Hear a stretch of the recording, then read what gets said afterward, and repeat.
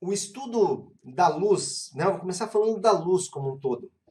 Ele pode ser dividido em duas partes, tá? Que é o estudo de ondas. Então, a luz pode ser estudado como onda, mas aí, digamos que seria um tipo de onda, estaria restrito, né, a um tipo de onda. Nós temos diversos tipos de ondas diferentes, e a luz seria uma onda eletromagnética e ainda dentro de uma parte específica desse campo eletromagnético, tá? Mas quando a gente vai estudar a ótica, nós também estamos estudando a luz.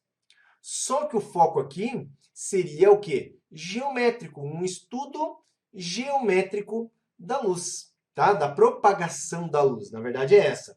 E a ondulatória também tem uma parte que estuda a propagação da luz, mas o próprio nome fala, quando nós temos ali essa consideração da luz como onda. E lá na frente, o que é legal é que a gente volta a estudar a luz também como partícula, né? Então, a luz, ela é tão antiga quanto todo o universo, talvez a coisa mais antiga do universo seja a luz, e ela, então, é estudada de maneiras diferentes. Então, olha só, fonte de luz. O que é uma fonte de luz? Está ali colocado como qualquer corpo que imita a luz própria ou reflita a luz emitida por outros corpos. Primeiro vamos falar das fontes primárias de luz, que são aqueles corpos que são capazes de emitir luz mesmo, que é o caso de uma vela quando acesa, então o fogo aqui vai emitir luz, o Sol seria um exemplo, e você pode aí imaginar muitos outros corpos emissores de luz, tá? E quando nós temos uma fonte secundária, a maioria das fontes são secundárias, não é verdade? Por quê? Porque a fonte secundária, segundo a definição, ela vai refletir a luz que outros corpos emitiram. Então, nós temos os corpos que apenas refletem a luz e nós temos os corpos que emitem a luz. Mas todos eles são considerados como fontes de luz, tá ok? Então, olha só, mais classificação ainda, tá? Mais classificação ainda. Então, nós temos ainda uma classificação das fontes de luz conforme elas podem ser consideradas pontuais ou, no caso, extensa, certo? Pontual ou extensa. Então, a fonte pontual, pode ver que esse pontual deriva de ponto, né? Então, eu peguei aqui o exemplo de um lustre e cada lâmpada estaria representado o quê? Uma fonte pontual. Então, seria a ideia de quando a luz provém de um ponto. Já a fonte extensa, observe que eu coloquei uma lâmpada aqui fluorescente, e é quando nós temos a luz, ela não vem de um único ponto, mas vem de um objeto que nós consideramos que a dimensão desse objeto é relevante, ou seja, faz diferença na emissão da luz. E daí, nesse caso, fica essa classificação de fonte extensa de luz, certo? Então, olha só, também aqui nós temos agora uma discussão a respeito dos meios pelo qual a luz se propaga. Então, o primeiro meio é aquele meio transparente. O meio transparente é o caso do quê? O caso do vidro. Essa imagem que eu coloquei aqui, toda fofinha, toda bonitinha. Então, tem aqui a menina, que ela está próxima à janela, mas lá fora ela observa as estrelas, ela observa a lua. Isso aqui mostra que o vidro seria um meio transparente, que ele permite a passagem de luz. Então, aqui, é claro que não existe um meio, veja, ó, não existe um meio que permita que a luz passe 100% através dele. Mas o que acontece? Quando nós consideramos um vidro transparente, nós temos um alto percentual de luz atravessando esse vidro, que seria o meio considerado transparente. Então, o meio transparente, nós temos um alto percentual de luz atravessando esse meio. O meio translúcido é aquele meio que a luz, quando passa, ela não permite que a gente consiga ter uma definição boa do objeto que está atrás desse meio, que é o caso aqui das capas de chuva, que elas são translúcidas. Nós conseguimos identificar o que existiria por trás da capa de chuva, porém, não existe assim uma nitidez do que a gente vê por trás. E o meio opaco, imagine aqui, eu coloquei esse baú e existe um objeto dentro desse baú. E eu pergunto para vocês, qual seria esse objeto? Pode colocar nos comentários aí, né? Tem um objeto dentro do baú, o que você acha? Qual é a sua aposta? Qual é a sua aposta? Qual seria esse objeto? Observe que o meio opaco, o que acontece? É aquele meio em que a luz ela não atravessa esse meio e, portanto, nós não conseguimos visualizar os objetos que estão atrás desse meio. Por isso que eu coloquei o baúzinho ali, certo? Então, o meio transparente, ele revela totalmente o que está por trás desse meio. Nesse caso, aqui seriam as estrelas e a Lua. Aqui ele revela o que tem atrás também, mas perde muito em definição. E o meio opaco, simplesmente, ele não permite a luz passar por esse meio. Agora vamos lá, continuamos nossa discussão e vamos falar a respeito de raio de luz e gato Schrödinger. Cara, muito boa, hein? É bem isso aí mesmo. A historinha do gato Schrödinger é sensacional. Gato de Schrödinger vivo e morto ao mesmo tempo por causa do veneno, né? Quando a gente chegar, só que vai demorar um pouquinho, tá? Eu acho que vai ser lá pela live 60 mesmo, a gente vai falar, ou 60 ou 59, a gente vai falar sobre isso aí, tá? Quando a gente entrar lá nas 4 últimas lives, onde trataremos de física moderna. Daí a gente fala sobre o gato, beleza? Mas é muito boa, gostei da colocação. Vamos falar agora de raio de luz e de feixe, galera. Então, olha só. O raio de luz, eu coloquei essa imagem aqui, onde a luz passa através das folhas das árvores. Então, o que acontece? Nós vemos ali, na imagem, diversas linhas esbranquiçadas. Aí eu coloquei aqui as minhas linhas amarelas, e essa linha amarela estaria passando por sobre uma das linhas esbranquiçadas. Isso aqui corresponde para nós o chamado raio de luz. Então, eu teria aqui representado vários raios de luz. Mas observe que nós temos também a ideia do feixe de luz. E o feixe de luz, ele corresponde, então, a um conjunto de raios. Então, por exemplo, quando eu pego aqui, estou passando o mouse por cima, eu tenho aqui um feixe, e é importante compreender que esse feixe ele é formado por muitos raios de luz. E por que é importante a identificação ou a compreensão do conceito de raio de luz? Porque como eu falei no início dessa live, a óptica é um estudo geométrico da propagação da luz. E quando a gente for começar esse estudo geométrico de propagação, nos nossos desenhos esquemáticos, o que a gente usa são os raios de luz, beleza? Agora vamos lá, galera. Note que esse começo de live aí eu estou apresentando vários conceitos importantes que formam aí os princípios básicos da óptica geométrica. Então, vamos ver agora. O feixe de luz, ele apresenta 3 características. Então, nós podemos ter o feixe de luz divergente. Como que seria o feixe de luz divergente? Um exemplo aqui seria uma fonte pontual e nós temos aí os raios de luz partindo dessa fonte pontual nas diversas direções e o conjunto desses raios, no caso, corresponde ao que a gente chama de feixe de luz. Observe que também nós podemos ter o feixe convergente. No estudo de espelhos esféricos, tá? Espelhos esféricos, e também no estudo de lentes, aparecerão os raios que são convergentes e, consequentemente, geram o feixe convergente, tá? Então, nós podemos ter ali esse feixe de luz que é convergente, porque os raios eles se dirigem para um mesmo ponto, certo? Esse mesmo ponto aí vocês vão ver que a gente chama de foco, vai ser tratado aí futuramente. E nós podemos ter aí o feixe de luz paralelo, que normalmente é o feixe de luz no caso, propagado por fontes extensas. Fontes extensas de luz, comumente, elas emitem raios paralelos, portanto, o feixe é paralelo. Galera, tá tudo beleza? Tudo simples? Tá? Escreve para mim aí se tá tudo fácil de absorver. Então, na sequência aqui, olha só. Nós temos 3 princípios que eu vou apresentar para vocês. O primeiro princípio seria o princípio da propagação retilínea da luz. Então, olha só, quando nós temos meios transparentes, como o ar, por exemplo, o ar é um meio transparente. Isotrópico, tá?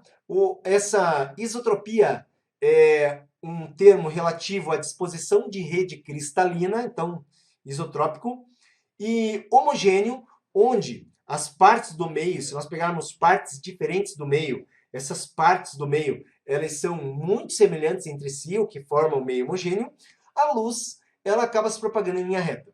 Então, observe aqui que essa figura, gente, nós temos aqui a fonte de luz, essa fonte é uma fonte pontual, e esse quadro aqui mais escuro, ele foi colocado aqui, imagine como um objeto opaco, certo? Então eu peguei aqui a luz atravessando esse objeto opaco e em 3 pontos privilegiados, vamos dizer assim, que seria justamente os 4 vértices. Então a luz, quando ela passa pelos 4 vértices, tá? O que acontece? Ela, atrás desse objeto, nós, pelo princípio da propagação retilínea da luz, nós não podemos ter a luz, então, atingindo esses pontos atrás da placa. Onde, se nós imaginarmos, então, esses raios se propagando, o que nós vamos ter? Uma determinada área sem luz atrás da placa que é opaca. E essa área, gente, ela é proporcional justamente à distância que, no caso, nós teríamos a projeção da luz em relação ao objeto opaco. Mas isso aí eu vou mostrar com um pouquinho mais de detalhes mais adiante. O que eu quero aqui é apenas exemplificar de que a luz, se ela não atravessa aqui o objeto opaco, é evidente que atrás do objeto nós teremos aqui um espaço que não recebe luz. E isso acontece por causa do princípio de propagação retilínea da luz, onde ela será incapaz de ocupar esse espaço, por causa da sua forma de propagação retilínea. Mas, de acordo com o princípio de propagação retilínea da luz, então nós temos algumas situações a considerar. Então, o que eu dizia aqui para vocês, que estava associado a uma distância, é o que eu mostro aqui. Observe que eu tenho um anteparo aqui, que está aqui representado. Eu tenho a fonte de luz, eu tenho um raio de luz que passa na parte superior, um que passa na parte inferior. E isso aqui que você vê é a projeção, na verdade, da luz no anteparo, e essa parte aqui enegrecida seria a parte de sombra, tá ok? Então, a parte que fez sombra no anteparo. Nós temos aqui uma proporção onde, se eu pego, tá, H, que é a altura do meu objeto opaco, está para D, que é a distância do objeto até a fonte, assim como a altura da sombra projetada está para Dzão, que é a distância da sombra até a fonte. Observe que isso aqui é uma relação matemática. A razão aqui, ela é diretamente proporcional. Então, eu tenho essa distância do objeto à fonte como Dzinho, dividido por Dzão, que seria da projeção, ou da sombra projetada, né, até a fonte, que é Dzão. A razão é proporcional à razão das alturas do objeto e da sombra projetada. Então, isso aqui é uma relação matemática que a gente vai explorar aí em exercícios, mas é importante que você compreenda que isso aqui é um resultado do princípio da propagação retilínea da luz, tudo bem? Aqui também, uma vez que a gente já viu o que seria a formação da sombra, nós temos aqui a chamada penumbra. Então, observa o seguinte, eu tenho uma fonte de luz, e essa fonte de luz, o que ela é? Ela é pontual ou é extensa? Pontual ou extensa? A fonte de luz, quando ela é pontual, todos os raios de luz, elas partem de um mesmo ponto. Quando a fonte é extensa, nós temos diversos raios. Então, aqui eu tenho 4 raios característicos, tá? 2 deles saindo da extremidade superior.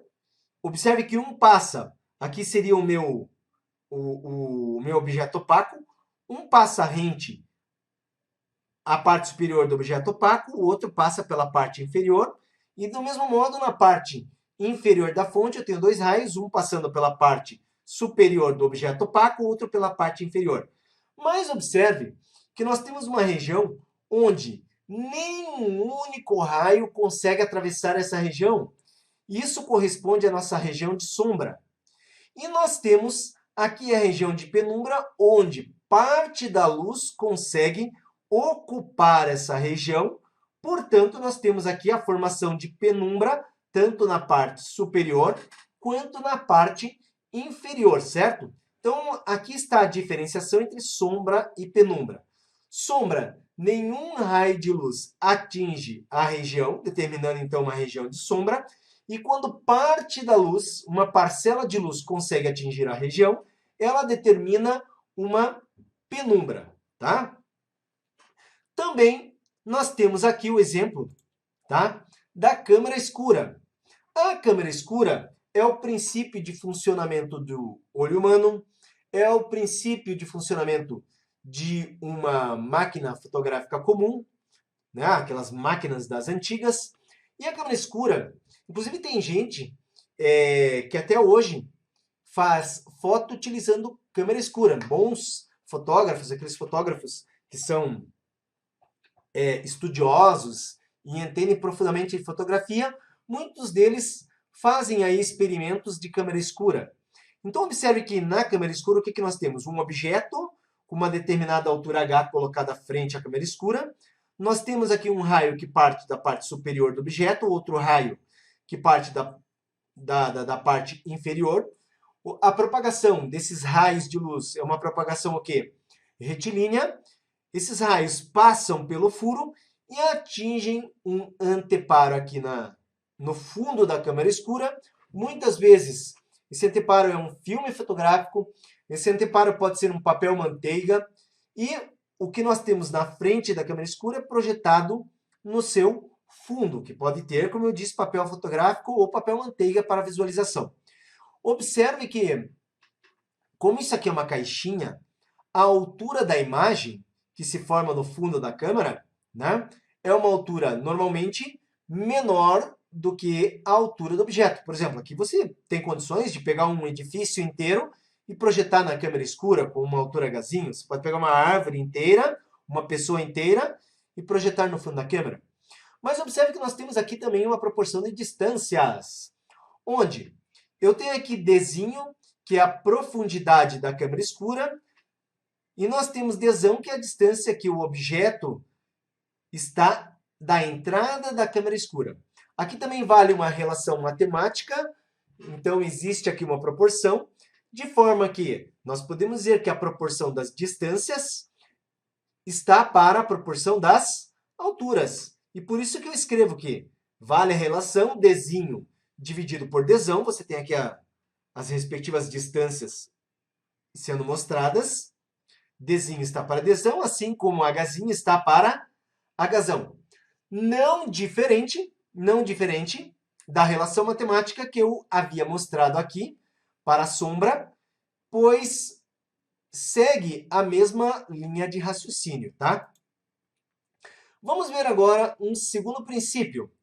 Observe que eu falei do princípio de propagação retilínea da luz. Nós temos um segundo princípio, que seria o da independência dos raios luminosos, onde o princípio da independência dos raios luminosos, ele diz que quando nós temos dois feixes, tá, de luz, esses feixes eles se cruzam, eles não se interferem e, portanto, o que acontece? eles prosseguem como se eles nunca tivessem passado um pelo outro. Então, o fato dos feixes se encontrarem não muda as características de ambos. E nós dizemos, então, que um passa pelo outro como se eles nunca tivessem se encontrado. Isso aqui vai ser muito importante, porque quando nós estivermos estudando espelhos, tá? Esféricos, o espelho plano também, nós vamos comumente ter um raio de luz passando por outro e não havendo interferência entre eles. O próximo princípio é o princípio da reversibilidade, tá? Então tá aqui, ó, princípio da reversibilidade dos raios de luz. Então o que que acontece? Observa a figurinha que eu coloquei aqui, tá? Que corresponde a um espelho. Nós temos um raio que incide contra o espelho. Esse raio bate no espelho, ele é refletido. Mas se nós imaginarmos o raio paralelo àquele que foi refletido, vindo em sentido oposto. Então, esse raio aqui, ele é um raio que é incidente. Ele é paralelo ao primeiro, só que agora ele é incidente. O que que acontece? Esse raio, ele bate no espelho e sofre reflexão, de forma que o raio que refletiu, ele é paralelo àquele raio que foi incidente. Observe que por qualquer um dos dois caminhos, eles são exatamente iguais por causa do princípio de que a luz é reversível, tá? De um caminho para outro, nós temos uma reversibilidade total dos raios de luz. O caminho de A para B é o mesmo caminho de B para A, caminho esse que nós já vimos que é um caminho retilíneo. Galera, tudo bem? Tudo fácil de compreender aí? Dá um ok se tá tudo beleza, tudo bonito. Deixa eu tomar um gole d'água que secou a garganta aqui, ó. Olha só que chique. Vou mostrar para vocês aqui o meu copinho do YouTube. O YouTube me deu de presentinho aí esse tempo atrás um copinho, né?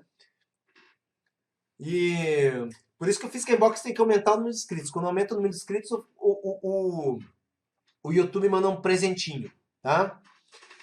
Vamos seguir em frente. Agora que eu apresentei aí todos os 3 princípios associados aos raios de luz, vamos ver agora os fenômenos luminosos, começando pelo fenômeno da reflexão luminosa. Aliás, o único fenômeno que a gente vai estudar hoje é o fenômeno da reflexão, né? Porque estamos vendo os princípios de ótica, depois veremos espelho plano, e o espelho plano ele funciona de acordo com o princípio da reflexão. Então a reflexão da luz o que é? A luz colide com uma superfície e retorna ao meio de origem. Só isso, nada mais, tá? Então a reflexão da luz, a luz ela vai colidir com uma superfície e simplesmente retornar ao meio de origem. Nós podemos ter 2 tipos de reflexão. Uma reflexão é especular, que é feita por espelhos, então todo espelho produz uma reflexão especular. Ou a reflexão ela é difusa, que é a reflexão que ocorre em superfícies rugosas, tá? Espelhos e superfícies muito polidas oferecem uma reflexão especular, enquanto, no caso, grande parte dos objetos que possuem superfície rugosa apresentarão uma reflexão difusa. Então, nós temos aí esses 2 tipos de reflexão. E agora deixa eu mostrar aqui como que funciona a cor dos corpos em função da luz que elas refletem, mas de acordo com o tipo de luz ou a cor de luz, certo? Então, olha só. Esse fenômeno corresponde aí ao fenômeno da absorção. O que seria o fenômeno da absorção? Nós consideramos que a luz, quando ela incide nos objetos, o que pode acontecer? A luz ela pode ser refletida, tá? Ela pode ser transmitida, ela passa através desse objeto, ou ela pode ser absorvida. Na realidade, todas as 3 coisas acabam acontecendo dependendo do objeto, tá? Ou pelo menos duas delas. Então, por exemplo, quando a gente pega um vidro, a luz passando através de um vidro. Vidro, a gente viu que ele é translúcido. Então, quase toda a luz que incide no vidro, ela é o quê? Transmitida, ela passa. Pouquíssima, tá? Pouquíssima quantidade de luz acaba sendo refletida por um vidro e, no caso, existe ainda uma pequena absorção, o que pode fazer com que esse vidro ele fique aquecido, tá? Se nós pegarmos um meio translúcido, então uma parte é transmitida, afinal de contas a gente enxerga com pouca definição depois desse meio, uma parte é absorvida, o que podemos constatar uma elevação na temperatura do meio, e uma outra parte acaba sendo refletida, o que permite que a gente veja que ali tem algo que é translúcido. Você já viu a situação de pessoas que às vezes dão cabeçada em porta de vidro de banco, de loja, essas coisas? Olá, Gabriel, tudo bom? Muito bom ver você por aqui, cara. Seja bem-vindo. E aí, ó, minha pergunta é a seguinte: já viu aquelas pessoas que dão cabeçada em porta de loja, porta de banco, essas coisas? Por que que isso acontece? Bom, porque o vidro estava muito bem limpinho, né? E é justamente porque a luz, como ela passa por esse meio, a pessoa muitas vezes ela não consegue perceber que tem um vidro ali, simplesmente porque não houve a reflexão. Não havendo a reflexão, a pessoa não percebe a presença do vidro e ela dá com a cabeça mesmo. Mas a capa de chuva que eu mostrei no começo da aula, que ela era transparente, qualquer um enxerga a capa de chuva. Por quê? Porque parte dos raios que batem na capa são refletidos. Uma parte passa pela capa, o que permite que a gente consiga identificar o que tem por trás da capa de chuva. E uma parte, inclusive, é absorvida por essa capa de chuva. E existem aí os corpos que são totalmente opacos. Teoricamente, a gente não enxerga por trás o que há por trás da camiseta. A gente imagina o que há por trás da camiseta, né? Muitas camisetas a gente não enxerga o que há por trás, a gente imagina. Então, o que aconteceu? Parte da luz refletida, nada, né, transmitido ou quase nada sendo transmitido e um tanto sendo absorvido. Mas eu quero que você preste atenção aqui, que vai ser uma discussão que vai ocorrer mais adiante. Só que eu coloquei uma lanterna, onde nós temos aqui uma fonte de luz branca. Já adianto para vocês que a luz branca ela é dividida no chamado espectro. O espectro da luz branca contém 7 cores, tá? Contém 7 cores. Começando pelo laranja, alaranjado, vermelho, verde, azul, anil e violeta. Então, o espectro, a luz branca, Isaac Newton, ele foi o primeiro cara que mostrou a dispersão da luz, explicou essa dispersão da luz nas 7 cores que a gente considera do espectro. Espectro é feio, né? Mas aqui nós temos então uma característica muito importante a respeito da cor dos corpos que a gente visualiza em função da luz incidente. Eu coloquei no meu exemplo uma camiseta vermelha. E quando nós enxergamos uma camiseta vermelha, isso acontece porque o corpo, para ele ser visto numa determinada cor, ele tem que refletir aquela cor. E ele tem que absorver as outras cores. Então, eu peguei aqui o exemplo do espectro de luz, né, no vermelho, no verde, no amarelo, no azul. Peguei algumas do espectro. E observe que uma camiseta é vermelha porque ela reflete a luz vermelha, mas ela absorveu o verde, ela absorveu o azul, ela absorveu o amarelo, e nesse caso aqui, a luz branca ela contém todas as cores, então as demais foram absorvidas e a luz vermelha foi refletida, e é por isso que a gente enxerga aqui a camiseta vermelha. Mas aqui vamos aprofundar um pouquinho isso aí e mostrar uma tabelinha para vocês. Nessa tabela, então, observe que eu coloco aqui ó, a cor do corpo, coloco aqui a cor do corpo e a luz incidente sobre esse corpo. O que seria a luz branca? A luz branca é a luz que a gente tem aí da lâmpada mesmo, né? A luz comum do nosso dia a dia. Luz vermelha é luz vermelha mesmo, luz azul é luz azul mesmo, luz verde é luz verde, luz amarela, né? Você pode imaginar aí nessas cores, respectivamente. Então, observe que, quando nós pegamos um corpo branco, um corpo na cor branca, o que que acontece? O corpo, que ele é branco, ele absorve, né? Ele absorve as cores diferentes da cor incidente e ele reflete a cor incidente. Ah, professor, o que que você está dizendo? Se você joga luz branca num corpo branco, ele vai ser naturalmente branco. Mas quando você joga luz vermelha num corpo que é branco, esse corpo ele é visto na cor vermelha. Se você joga luz azul num corpo que é branco, você vai enxergar esse corpo azul. Se você joga luz verde num corpo que é branco, você vai enxergar ele verde. Se você joga luz amarela num corpo que é branco, você vê esse corpo amarelo. Quando nós temos um corpo negro, você pode jogar qualquer cor de luz sobre ele. Você nunca vai ver numa cor diferente. Porque o corpo negro ele tem por característica absorver todas as cores. Tá? Então ele absorve todas as cores. Ao contrário do branco, que é capaz de refletir qualquer cor. Então o negro, não importa a luz que você jogar sobre ele, você vai sempre ver esse corpo negro. O corpo, quando ele tem a cor vermelha, olha só que interessante. Se você joga uma luz branca, uma luz normal sobre ele, se o corpo é vermelho, você enxerga vermelho. Se você joga uma luz vermelha sobre um corpo vermelho, você enxerga vermelho. Porém, qualquer luz diferente da luz branca ou da luz vermelha num corpo vermelho, você enxerga negro, porque ele vai absorver as demais cores. Um corpo que é azul na luz branca, ele é azul. E ele é azul também na própria luz azul.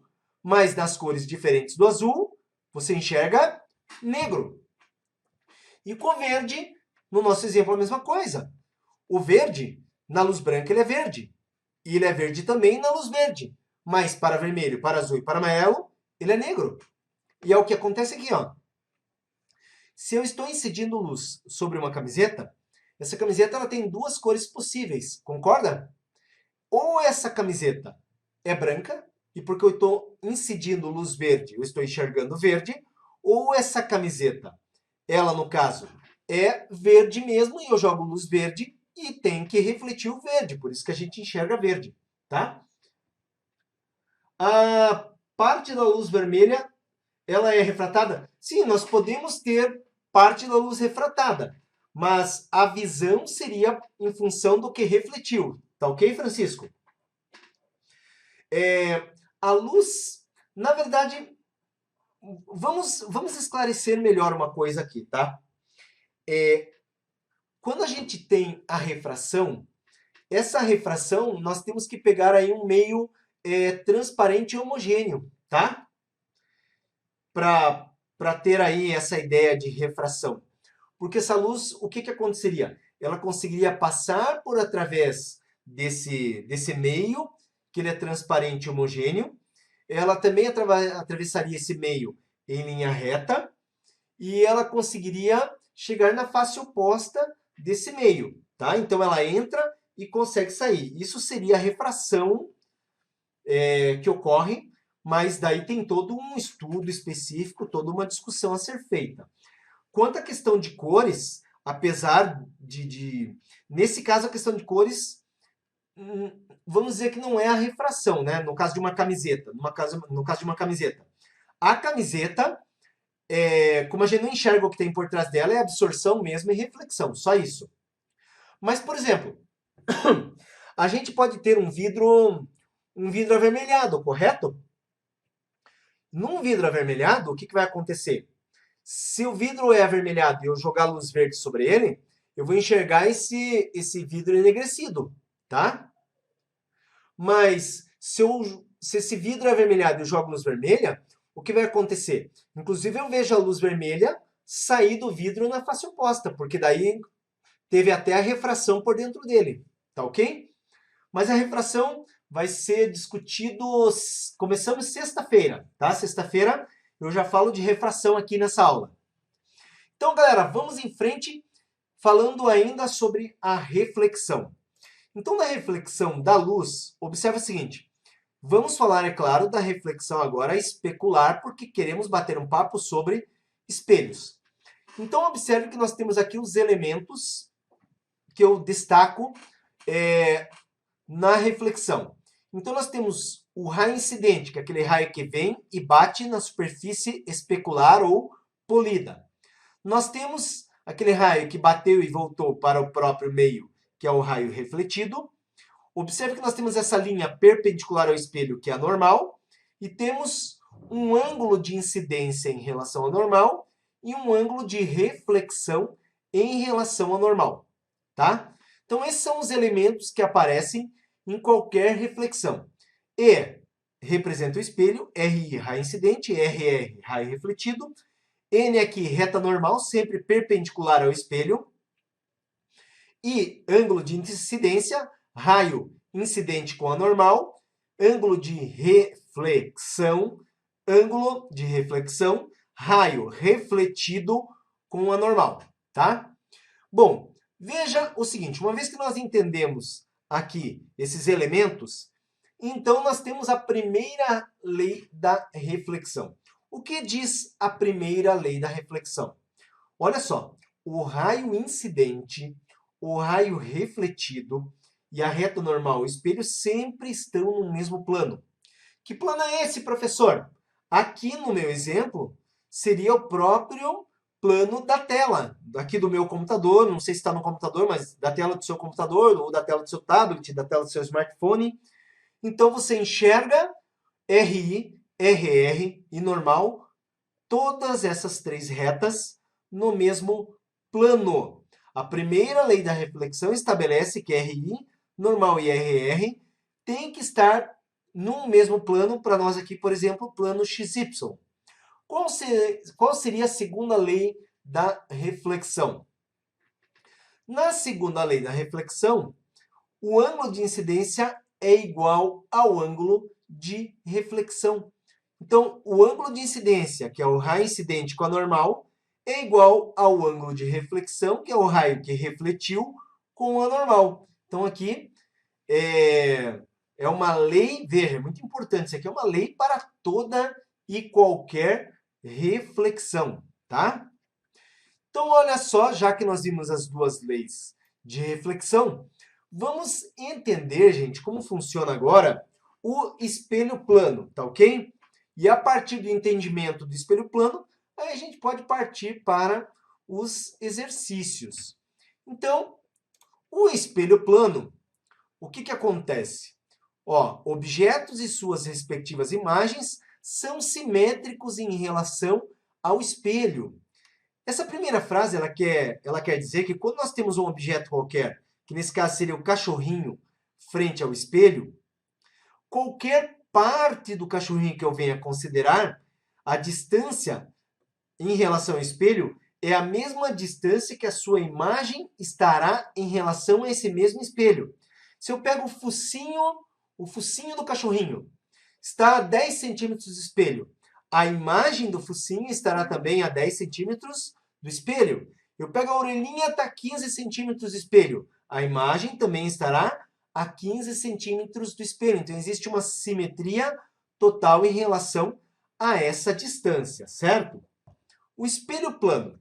Eu tenho aqui o observador, que é aquele cara, pode ser a gente, que vai olhar através do espelho um determinado objeto. Então, aqui está o observador, aqui está o objeto, que seria aqui o freiozinho, e aqui está a imagem formada. Então, o que eu preciso que vocês compreendam? Primeira coisa, toda imagem em relação ao espelho ela é simétrica. Isso significa o quê? Está vendo aqui a distância que o objeto está do espelho, que é a distância D?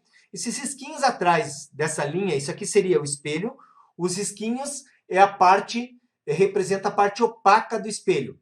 A parte opaca do espelho é a parte de trás do espelho, que é onde a gente deposita ali a substância nitrato de prata atrás do vidro, tá? Então, estou falando aqui de espelho de vidro, o espelho comercial aí. Então, nitrato de prata é a parte opaca atrás do espelho. A parte, né, aqui no lado esquerdo, seria a parte refletora. Mas, então, o que acontece? O objeto é colocado frente ao espelho a uma distância D. A sua imagem, se forma dentro do espelho. Se você pegar um espelho plano, talvez vocês nunca tenham percebido isso aí, galera. né? Tem muita gente que se olha, aliás, quase todo mundo se olha todo dia no espelho. Mas a grande maioria das pessoas não presta atenção que tudo que ela vê através de um espelho plano está dentro do espelho. E eu já vou dizer por que está dentro do espelho. Mas o que, que acontece? Essa imagem mostra, eu peguei dois pontos aqui fundamentais. A testinha aqui do freiozinho e o pezinho do freiozinho, certo? Então, para que a gente enxergue a imagem desse objeto, esse raio de luz que sai aqui do ponto mais alto, do ponto superior da cabecinha do freiozinho, ele tem que bater no espelho e chegar no nosso olho. Tudo que a gente enxerga, nós enxergamos por reflexão, galera. Tem que sair do objeto, bater no espelho e chegar no nosso olho. Então a luz do ponto superior que saiu lá da testa do freiozinho, bateu no espelho e chegou no olho do observador. A luz que partiu lá do pé do freiozinho, bateu no espelho e se dirigiu aos olhos do observador. Observe que o que saiu da testa e o que saiu do pé, nós chamamos de raio incidente. Raio incidente. Depois que bateu no espelho e foi lá no olho, é o raio que? Refletido. O ângulo em relação a essa linha aqui, ó, que ela é pontilhada, que seria a linha normal, o ângulo de incidência é igual ao ângulo de reflexão, tanto para o raio incidente que sai do pé, quanto para o raio incidente que sai da cabeça. Aí o que acontece? Observe que quando eu prolongo os raios, vou repetir, galera, quando eu prolongo os raios refletidos, exatamente lá na mesma distância atrás do espelho, esses raios refletidos determinam a imagem do freiozinho, tá? Essa imagem aqui, por que ela aparece dentro do espelho? Qual é o motivo que ela aparece dentro do espelho? Porque ela é formada, gente, pelos raios, pelo prolongamento dos raios que refletiram, tá?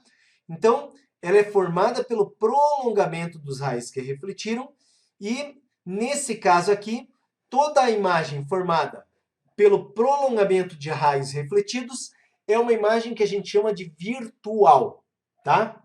É uma imagem que a gente chama de imagem virtual. Ela é formada pelo prolongamento dos raios que acabaram refletindo. Tudo bem? Então, vamos seguir em frente, que essa seria a nossa forma, então, de construção das imagens pelo observador. Então, aqui, gente, agora um outro detalhe, tá? Seria a mesma discussão, só que num outro detalhe. Nós temos aqui um objeto, e esse objeto agora, ele é uma fonte pontual, certo? Então, nós temos dois raios de luz que se dirigem ao espelho. Dois raios. O raio, quando bate no espelho, ele sofre reflexão. O ângulo de incidência é igual ao ângulo de reflexão. O raio reflete e vai até o olho, tá? Então, dois raios que partiram do objeto, batem no espelho e vão até o olho. Observe que eu pego o prolongamento e no encontro desses dois raios, voilá, dá exatamente a distância de linha, que é igual à distância D. E aqui está formado a imagem do ponto objeto. Ponto objeto, ponto imagem. Formada pelos prolongamentos, essa imagem está aqui, ó. Ela é uma imagem virtual, porque foi formado pelos prolongamentos. Então, ainda seguindo aqui a explicação, olha só como se constrói imagens, num espelho plano. Então, aqui é o detalhe da construção. Quando nós temos um ponto objeto, tá? Esse ponto objeto pode ser, por exemplo, aquele ponto mais alto da cabecinha do freio, podia ser a pontinha do sapato, onde nós consideramos como um ponto. O que acontece? Nós temos o raio que ele vem até o espelho, ele bate e ele reflete. Aqui ele veio horizontal. Ele bateu e refletiu. Nós prolongamos para trás do espelho. Nós temos aquele raio que bateu aqui num ponto mais abaixo e refletiu. Quando eu prolongo o raio que reflete, os dois raios refletidos, os dois prolongamentos, perdão, se encontram e no encontro dos dois prolongamentos nós temos a formação da imagem desse objeto. A distância d' aqui, não podemos esquecer, é igual à distância d. Tá ok? Então, olha só. Aqui, nós temos a construção de uma imagem. O que é isso? Um corpo extenso. Esse corpo extenso, então, eu peguei aqui o ponto mais próximo do espelho, cuja distância é x. Eu pego e projeto esse ponto simetricamente. Então, eu tenho uma distância x' que é igual a x, esse mesmo ponto. Eu tenho aqui, desse meu corpo extenso, uma barra, por exemplo. Esse ponto aqui, ó, inferior, distância d, projeto para trás do espelho a mesma distância, no caso, chamando aqui de d', e eu só preciso aqui, ó, se aqui eu tenho um objeto indo da parte superior à inferior, aqui também eu ligo o ponto superior ao inferior e tenho aqui a imagem formada. Ela é do mesmo tamanho, ela é virtual, e só falta, no caso, um detalhe. Ela é enantiomorfa. Professor, o que é enantiomorfa? Uma imagem enantiomorfa é quando existe a troca do lado esquerdo pelo lado direito, tá? Então, é muito comum quando nós vemos aí carro de polícia e ambulância, a escrita estar ao contrário, tá? E por que isso acontece? Porque o espelho, como ele inverte o lado esquerdo pelo lado direito, se você olhar escrito pelo espelho, você vai ver escrito corretamente. As pessoas na rua, elas acabam, no caso, identificando facilmente um carro de polícia, uma ambulância. Na lateral pode escrever corretamente, mas normalmente nessa parte de cima, que é sabido que vai ser a parte captada por um espelho, normalmente se escreve ao contrário, tá? Mas para compreender melhor, eu trouxe uma imagem aqui que ela é bem interessante, olha só. Essa imagem é antiomorfa. Então aqui nós temos uma gravura, a mulher tocando a tela, e o que você vê está a mesma mulher lá dentro do espelho, certo? Seria a imagem. Mas observe, a mulher que está aqui, a mão que ela coloca no espelho é, no caso, para nós, a mão esquerda, correto? Mas se você for olhar desse ponto de vista, da onde a gente está, o que acontece? A mulher que colocou, ou a imagem, né? Nesse caso seria a imagem. A imagem aparece colocando no espelho a mão direita. Então, quer dizer, por isso que é aquilo que eu falei, a inversão do lado esquerdo pelo lado direito, tá? Ocorrendo com a imagem, e por isso que a gente diz que a imagem é antiomorfa. Então, aqui são 3 características da imagem, hein? A imagem, o que ela é? Ela é virtual, ela é do mesmo tamanho e ela é enantiomorfa. Guarda bem isso aí. Bom, vamos aqui em frente, galera. Aqui seria a definição do campo visual de um espelho. Se nós estamos olhando através de um espelho, tudo que nós podemos enxergar de objetos colocados à frente do espelho, tem que estar dentro do que a gente chama campo visual. Então, qualquer objeto que for colocado nessa região em azul, ele vai ser visto através do espelho. Mas como que o campo visual ele é definido? Para definir o campo visual, galera, observe que a gente pega e projeta o olho do observador, nós jogamos simetricamente para trás do espelho. Então tá aqui, ó. O olho, por exemplo, aqui está uma distância, sei lá, de 10 centímetros do espelho, então eu projeto o mesmo olho 10 centímetros atrás do espelho. E aí o que eu faço? Traço uma linha que passa pela borda superior do espelho, passa outra linha que passa pela borda inferior, prolongo essas linhas e elas vão formar ou vão delimitar toda essa região, que é o que a gente considera como campo visual do espelho.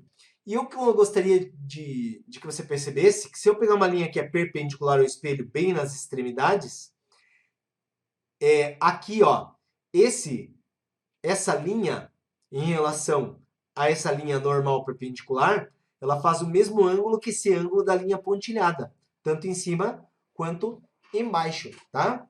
Então tá aí como é definido o campo visual de um espelho. Também vamos ver a respeito de espelho aqui, a ideia da translação de um espelho. Já está por aí ainda, né?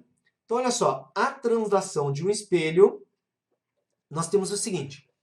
Primeiro caso, aqui na verdade não é o primeiro caso, mas é o primeiro momento, o primeiro instante. Tá? Primeiro momento ou primeiro instante. Eu tenho um objeto O, esse objeto O está a uma distância x do espelho. Pelo que a gente viu até agora, se o objeto O está a uma distância x do espelho, a sua imagem também deve estar a uma distância x do espelho. Tudo bem? Então, a nossa primeira consideração é só isso aqui. Ah, e esse 2D? Esse 2D é da imagem de baixo. Então, se o objeto está a x do espelho, a imagem estará a x do espelho. Agora, gente, sabe por que eu pintei de amarelo aqui? Porque eu transladei o espelho. Eu peguei o meu espelho e puxei para essa nova posição. E eu transladei de quanto? De uma distância D. Agora o espelho não está mais na posição amarela, tá? Não está na posição aqui, pintou em amarelo, como se ele tivesse desaparecido. Então, se agora a distância do objeto ao espelho é x mais d, a imagem ela não pode mais estar onde estava. Ela tem de estar atrás do espelho também x mais d. Mas agora vamos fazer uma soma bem simples. Desde o objeto até a sua imagem. Eu tenho x e x. Então, no primeiro instante, eu tenho 2x. O objeto até a sua imagem, no segundo instante, eu tenho x mais d, somado a x mais d. X com x, 2x. D mais d, 2d, no segundo instante. Quando eu subtraio, eu tenho 2x mais d subtraído de 2x, sobra 2d.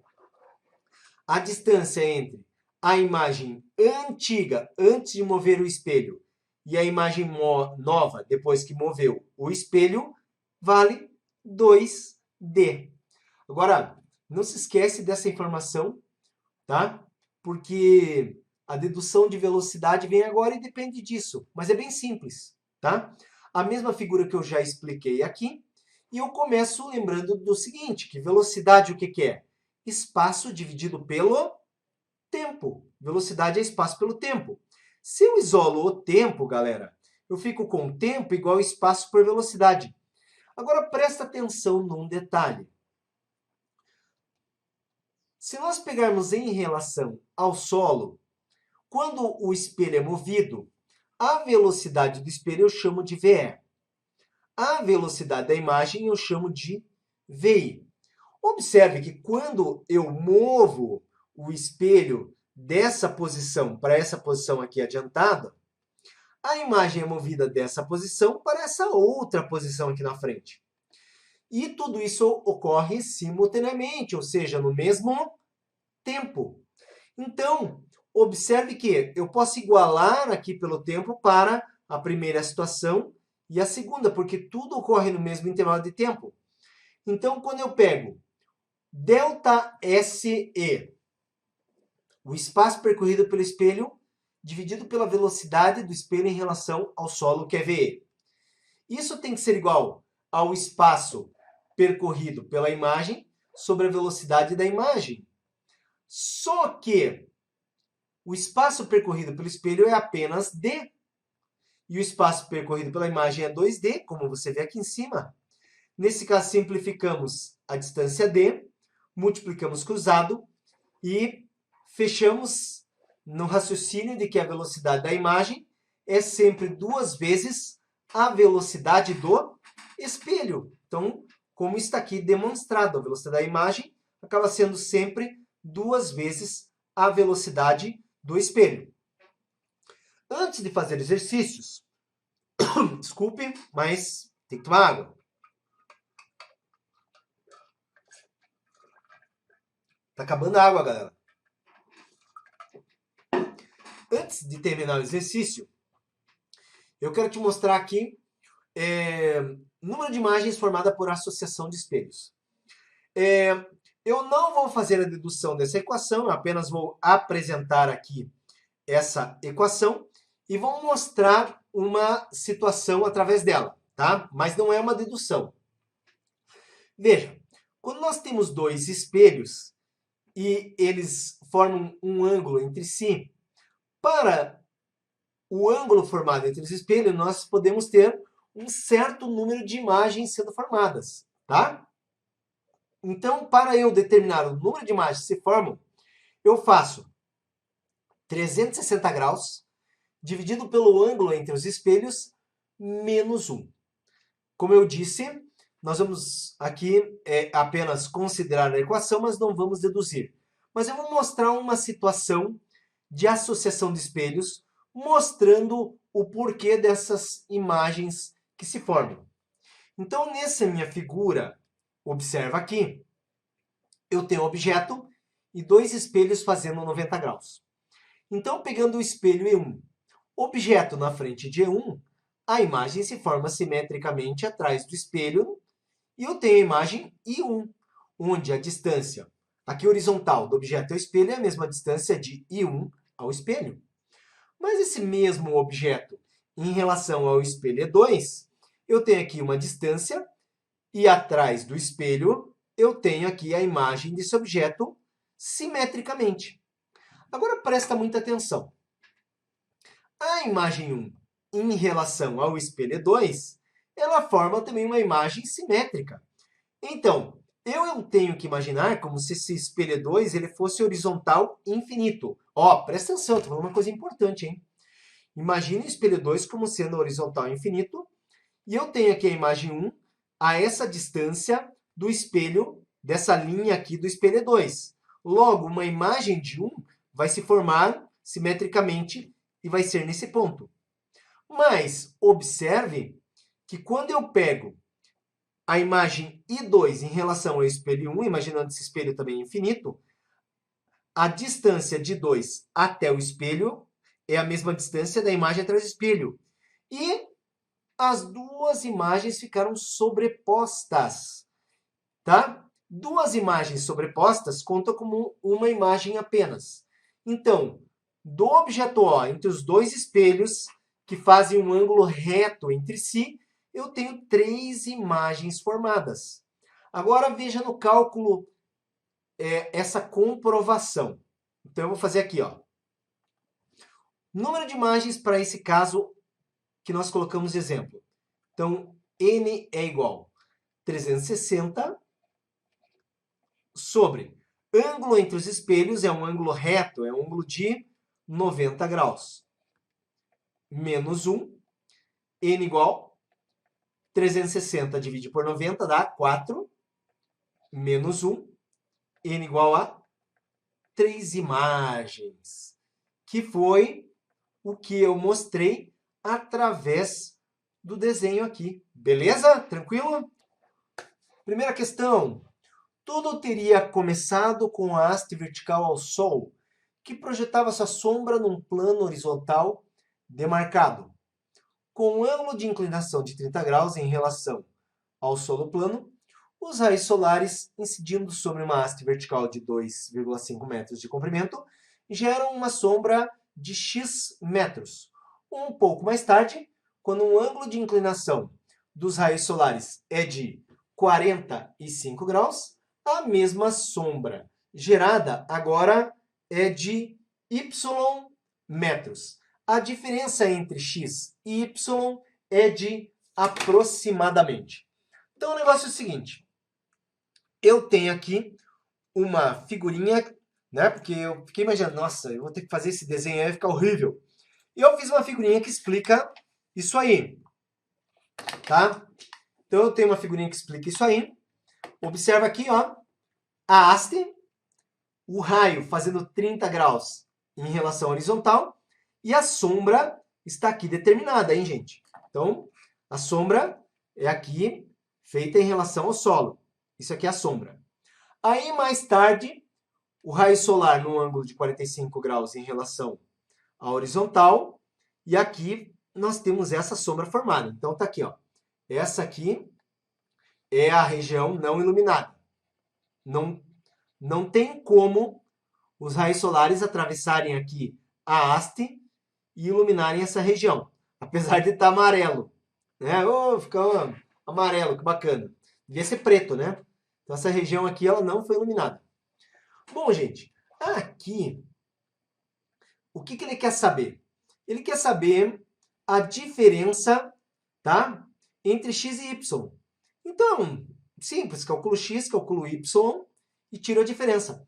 O negócio é o seguinte, ó, você vai perceber que princípios de ótica e espelhos, os exercícios eles não são tão complicados não, tá? Então aqui o que eu aplico? Vou por trigonometria, tá? Tranquilo mesmo. Essa aqui é a minha altura h. Essa altura h foi dada, 2,5 metros. Em relação ao ângulo de 30 é cateto oposto, e x é cateto adjacente. Cateto oposto e cateto adjacente, tangente. Então, atenção, tangente de 30 graus igual a h sobre x. Observe que x será 2,5, que é a altura, e tangente de 30, galera, é aproximadamente 0,58, tá? Isso vai dar um valor para x. Deixa eu bater aqui. Calculadora. 2,5 dividido, no caso, por tangente de 30 graus. 4,33. Tá? Então, x, 4,33 metros. Essa foi a sombra formada. 4,33 metros. Agora o negócio é o seguinte. Para outro desenho, o raciocínio é o mesmo. Tangente de 45 graus é igual, no caso, a... Só um pouquinho, isso agora que eu percebi. Aí, ó. Agora tá aparecendo tudo, certo? Só agora que eu percebi. Será que ficou comendo o cantinho nos outros slides? Pô, espero que não, espero que não. Mas tá aqui, ó, tangente 45. Nesse caso aqui é cateto oposto, a mesma altura h, tá? Sobre cateto adjacente y. Tangente 45 é 1, 2,5 sobre y, que é só inverter, y 2,5 metros. Ele quer a diferença.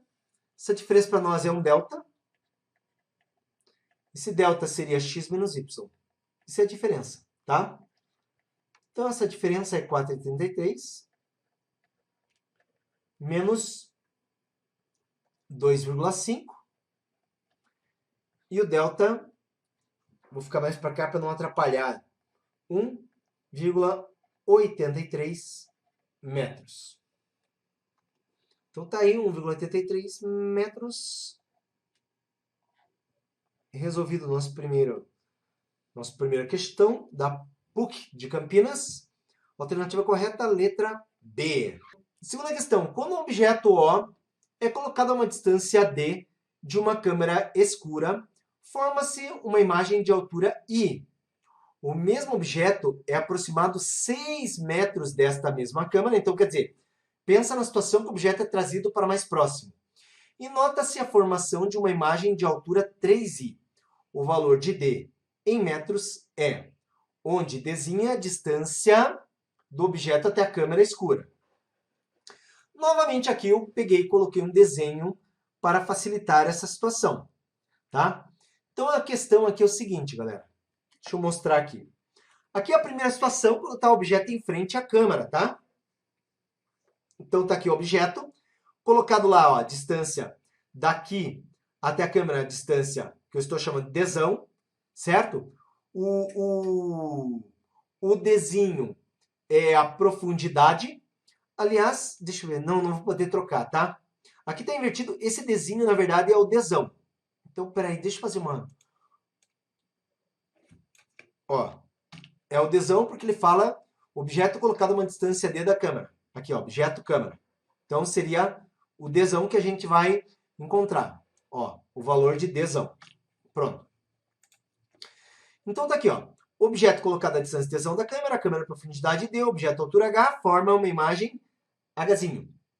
Aí o objeto, ele é aproximado, ele é colocado nessa posição aqui, tá, galera? Ó, 6 metros para frente. Então, você tem que imaginar que ele foi colocado aqui. O que que acontece? Olha os raios que eu coloquei aqui, ó.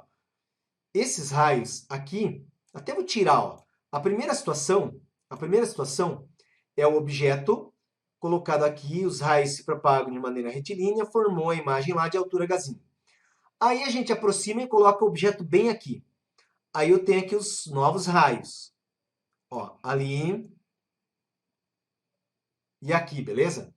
E aqui está a imagem formada, no caso, de ponta cabeça dentro da câmera escura, que é o que acontece na máquina fotográfica, o que acontece com o olho humano. Então está lá a imagem formada. E aqui triplicou de tamanho. Tudo bem? Triplicou de tamanho. Aqui, como eu falei para vocês, vamos separar em casos, tá? Vamos separar em casos. Então, o primeiro caso é a situação em que o objeto está aqui, a imagem é pequenininha, tá? Não vai se perder. O objeto está aqui, a imagem é lá pequenininha. Eu posso dizer que Dzão está para Dzinho. E Dzão é o que a gente quer descobrir. Assim como esse Hzão está para Hzinho. Dzão para Dzinho, Hzão para Hzinho. Certo? Bom, aqui eu vou deixar assim por enquanto. Ou melhor, não vou deixar não. Eu vou fazer o seguinte. Observe que tem coisas que não mudam aqui.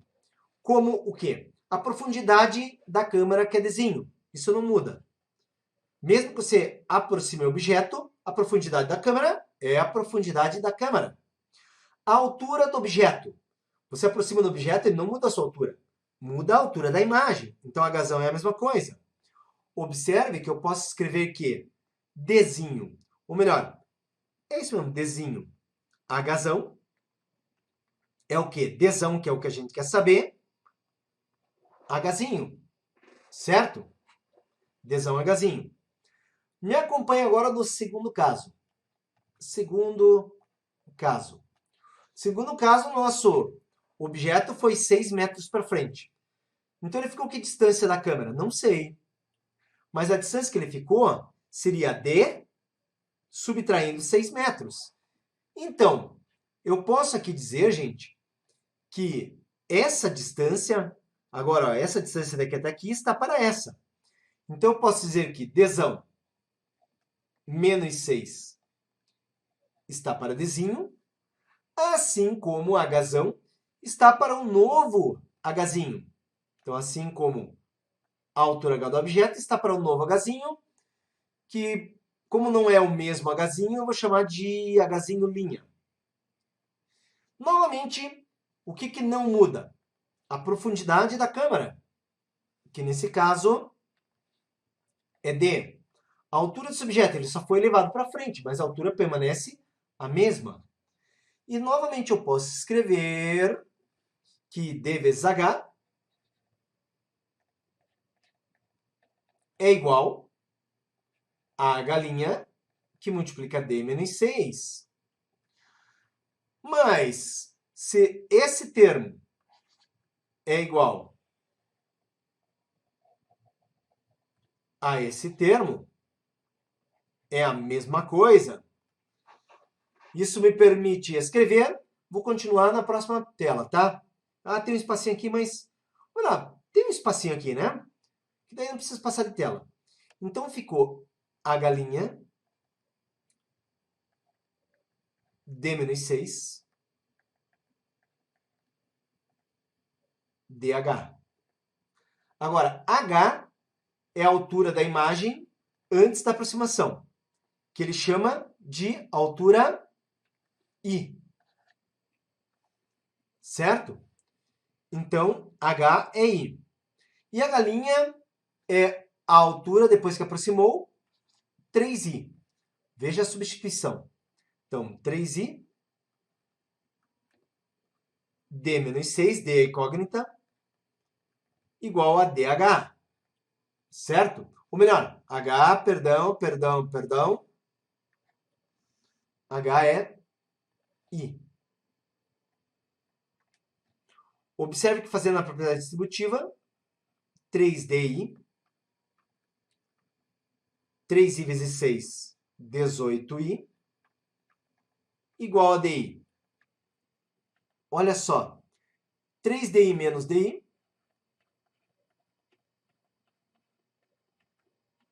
igual menos 18DI para a direita, 18i, desculpe, DI não, 18i, 3DI menos DI, 2DI, 18i, simplifica I com I, jogo 2 dividindo, a distância que o objeto estava originalmente, 9 metros.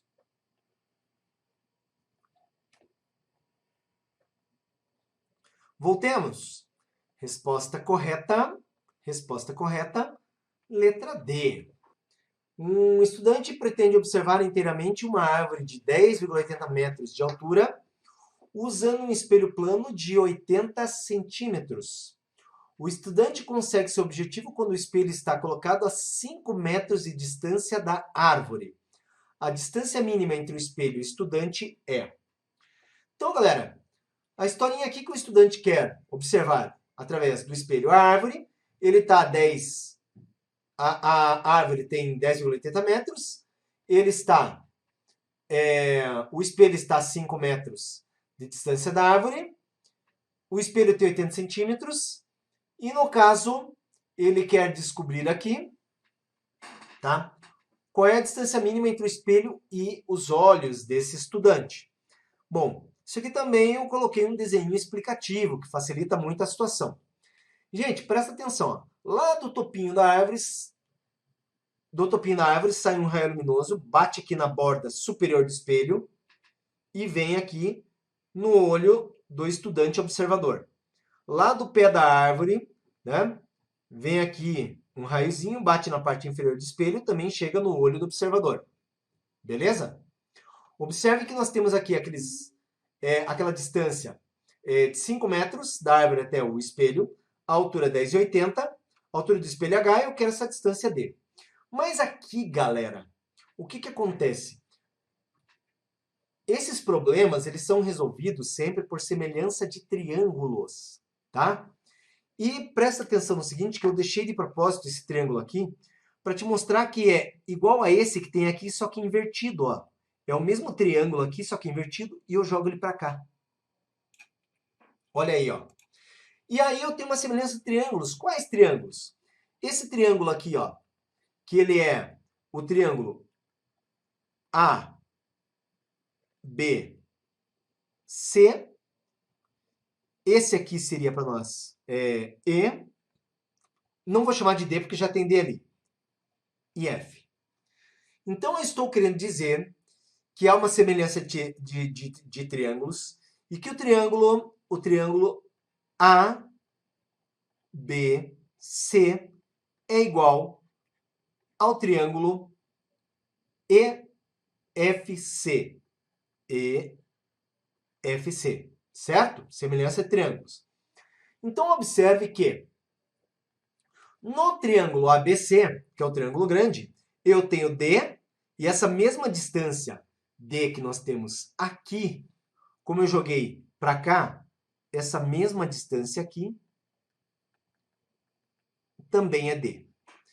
Então, eu posso dizer que nesse triângulo ABC, essa altura está associada a toda essa distância. Ó. Lado, ou base com altura, é um triângulo de lado, mas eu posso, então, considerar que matematicamente eu tenho H está para Dzão mais Dzinho.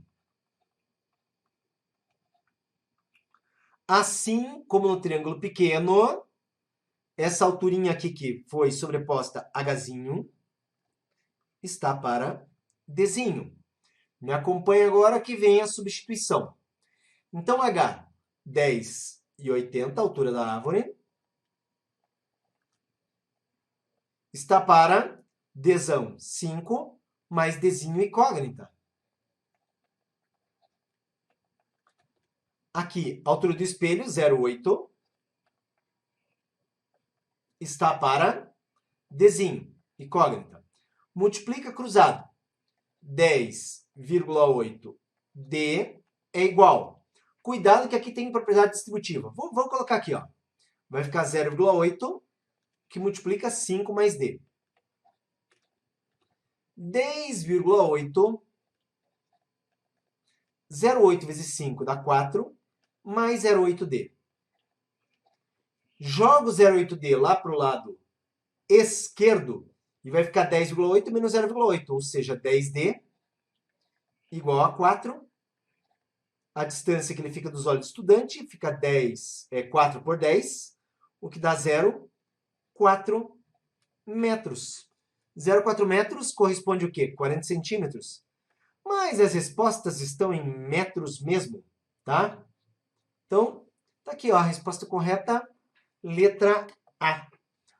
Um objeto extenso de altura h está fixo, disposto frontalmente diante de uma superfície refletora de um espelho plano a uma distância de 120 centímetros.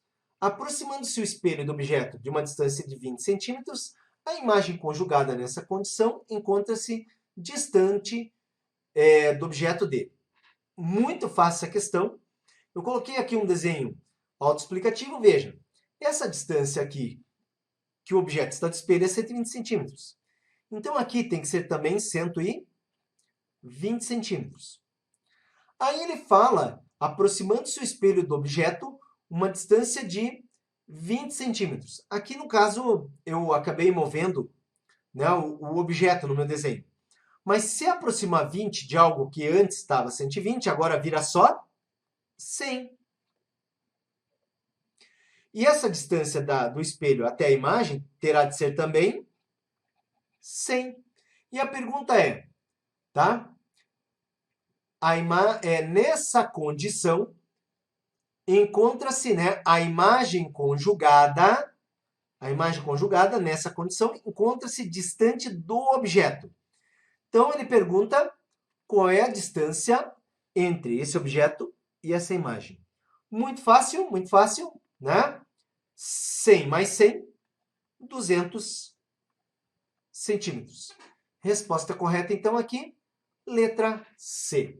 Um observador está localizado numa posição P de frente para um espelho, como se mostra na figura abaixo. Se uma pequena lâmpada for colocada na posição do ponto O do observador, aí tem as alternativas. Verá a imagem da lâmpada no ponto B, verá a imagem da lâmpada no ponto C, verá a imagem da lâmpada no ponto D, não verá a imagem da lâmpada, tá? Porque está fora do campo visual, e verá a imagem da lâmpada no ponto A. Gente, isso aqui é simples. O objeto está no ponto O. Por simetria, tem que estar à mesma distância do espelho. A única possibilidade é C, tá? No ponto B, no A e no D é impossível, não pode ser. Porém, o que pode ocorrer é que o ponto C, o objeto pode estar fora do campo visual. Ah, mas como que vai saber se o objeto está fora do campo visual? Simples. Vou tentar acertar aqui, ó. Mais ou menos daqui até o ponto P, ótimo. Né? Outra retinha aqui. Passando aqui pela extremidade. E tá aqui, né? Agora, o que acontece? Eu projeto aqui o ponto E para atrás do espelho. Não sei se o ponto A é essa projeção, então eu vou passar uma reta aqui, vou jogar para cá, e eu descubro que essa projeção é o próprio ponto A.